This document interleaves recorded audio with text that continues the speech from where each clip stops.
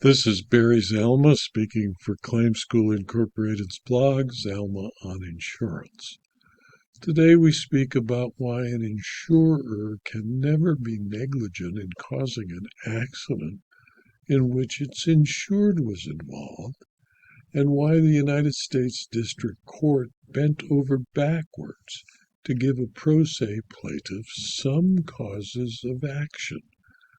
Because when you represent yourself in litigation, you have a fool for a lawyer.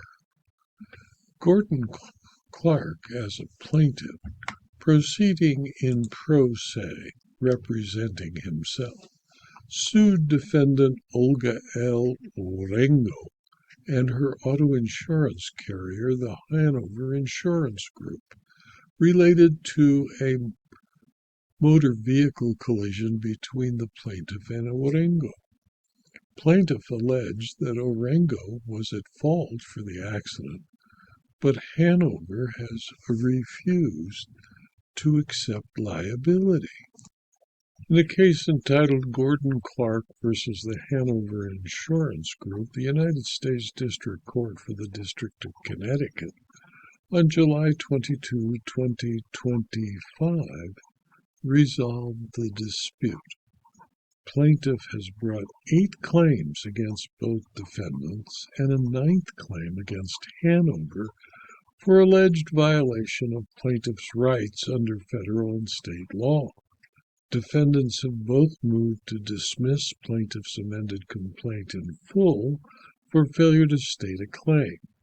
The court granted Orengo's motion to dismiss in part and denied it in part, while Hanover's motions to dismiss have been granted in full.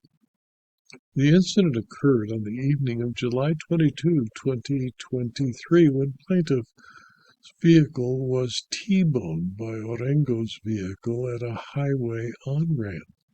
Plaintiff alleges that Orengo was found to be at fault by the state police officer and issued a written warning for failure to maintain a proper lane. Following the accident, plaintiff experienced significant physical pain and suffering, which he attributed to the collision. The court's ruling addresses several legal claims. First, negligence. The court dismissed the negligence claim against Hanover, but finds that plaintiff had stated claims for negligence and negligence per se against Orengo. The court dismissed the IIED claims against both defendants, finding that the conduct alleged did not rise to the level of extreme and outrageous required to sustain an IIED claim. The court dismissed the negligent infliction of emotional distress claims against both defendants, noting that the claims are duplicative of the negligence claims and failed to state a claim.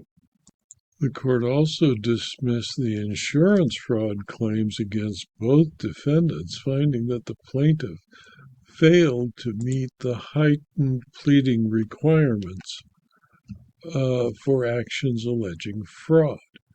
The court also dismissed the assumption of duty claims without leave to replead, as the issue of assumption of duty is usually part of analyzing whether a duty exists to support a breach of contract or tort claim. The court also dismissed the claims for breach of the implied covenant of good faith and fair dealing, noting that plaintiff does not allege that a contract existed between him and the Hanover or Orengo. Finally, the court dismissed the malice claims, finding that malice is not a legally cognizable tort claim, but just an element of other claims. And finally, the court dismissed the CUTPA claims against Hanover, noting that plaintiff had neither alleged more than one act of insurance misconduct nor asserted a breach of contract claim. Finally and completely, the court granted Hanover's motion to dismiss in full and granted in part and denies in part Orengo's motion to dismiss. Plaintiff may file a second amended complaint by August 21, 2025, consistent with the ruling.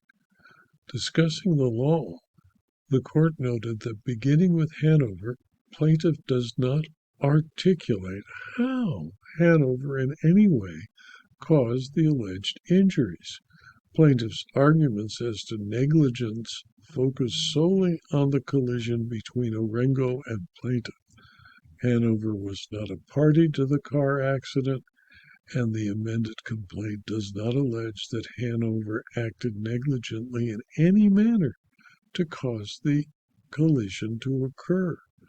Even if the negligence cause of action against Hanover were based on its alleged denial of liability coverage for the accident, it must still fail, absent a direct contractual relationship between the injured party bringing the action and the insurance company of the alleged tortfeasor or a third-party beneficiary relationship. An injured party is precluded from bringing a direct action for negligence against the insurer until judgment is obtained against the tortfeasor.